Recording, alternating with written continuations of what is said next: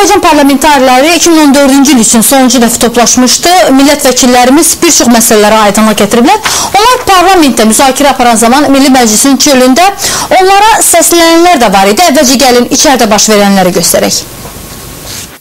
Azərbaycan vətəndaşlığını qəbul edən şəxslər and içəcəklər. Qanuna edilən dəyişikliyə əsasən yeni Azərbaycan vətəndaşlığı qəbul edən və vətəndaşlığını bərpa edən şəxslər dövlət bayrağı önündə onun konstitusiyasına, qanunlarına, ərazi bütövlüyünə, suverenliyinə və adət-ənənələrinə sadiq qalacağına and içməlidirlər. Subyekt ancaq Azərbaycan Respublikası vətəndaşlığına yeni qəbul olunan və vətəndaşlığı bərpa edən şəxslərdən söhbət gedir və buradakı bu 14 yaşı tamam olmuş şəxs ifadəsi o heç bir halda təbii bir hüquqla Azərbaycan Respublikası vətəndaşı olan şəxslərə aid deyil.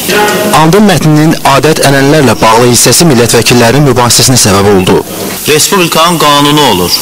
O qanuna da deyirəm, əməl eləyirəm. Əlavə Respublikanın hansı adət-ənənəsi var ki, o adət-ənənə bir bölgədə keçərlidir, digər bölgədə keçərli deyil. Deyək ki, bunu insanlar eyni qaydada qəbul eləmirlər. Mən niyə ona and içməliyəm ki, ona axıra qədər əməl eləyəcəyəm?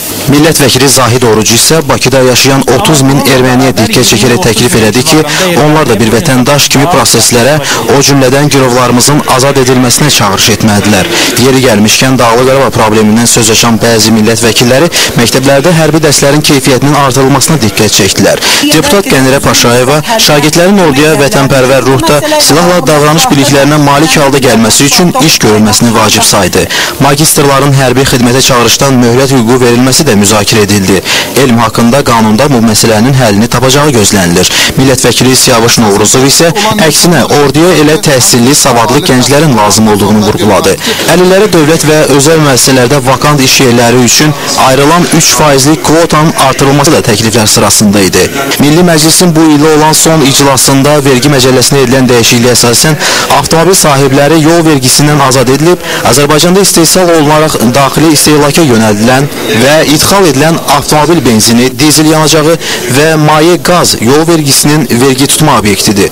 Avtomobil benzininin, dizel yanacağının və maye qazın hər litrinin toptan satış qiymətinə və idxal olunan həmin malların gömrük dəyərinə 0,2 qəpik əlavə edilməklə hesablanması nəzərdə tutulmuşdur. Millət vəkilləri bu dəyişikliyin üzərindən sükutla keçdilər. Ekspertlərin fikrincə bu dəyişiklik benzinin hər litrinin istehsalının maya dəyərini 2 qəpik artıracaq. Məqsəd ölkənin yanacaq istehsalçısı dövlət neft şirkətindən büdcəyə daxil olmaların səviyyəsini artırmaqdır. Azərbaycanda ayı 92 markalı benzinin qiyməti dövlət tərəfindən tənzimləndiyindən pərakəndə satışda hətta cüzi qiymət dəyişikliyi ilə bağlı qərarı yalnız tarif şurası verə bilər. Eyni zamanda premium markalı benzinin qiyməti sərbəst olduğundan və bazar tərəfindən tənzimləndiyindən bu markalı yanacaqda qiymətin dəyişməsi istisna edilmir. Parlamentarların müzakirəsi zamanı bir qrup şəhid ailələri və Qarabağ əlilləri Milli Məclisin qarşısında toplaşıb, övladlarının ölümünə görə onlara ayrılan sığorta pullarını bir neçə ildir ki, ala bilməmələrindən şikayətlənirlər. Şəhidə görə qan pulunu istəyən valideynlər birinci dəfə deyildi ki, bura gəlmişdilər. Bundan əvvəl də dəfələrlə onlara söz verilib ki, tezliklə işə baxacaqlar və pulları ödəniləcək. Lakin hələlik verilən sözə əməl edilmir. Haqlarını tələb edənlər millət vəkilləri ilə görüşməyə cəhd ediblər. Cavab da alıblar ki, fevralın 1-nədək dözünü. Millət vəkili Fazil Mustafa da parlamentə çıxışında bugün demişdi ki, şəhid ailələri qan pulunu ala bilmədiklərinə görə Milli Məclisi təqsirləndirir. Biz parlament olaraq üzərimizə düşən vəzifəni yerinə yetirmişik. Parlament qanun qəbul edib, qanunun icrasını isə aidiyyatı orqanlar həyata keçirməlidir. Hər halda prosesi sona dək izləyəcəyik.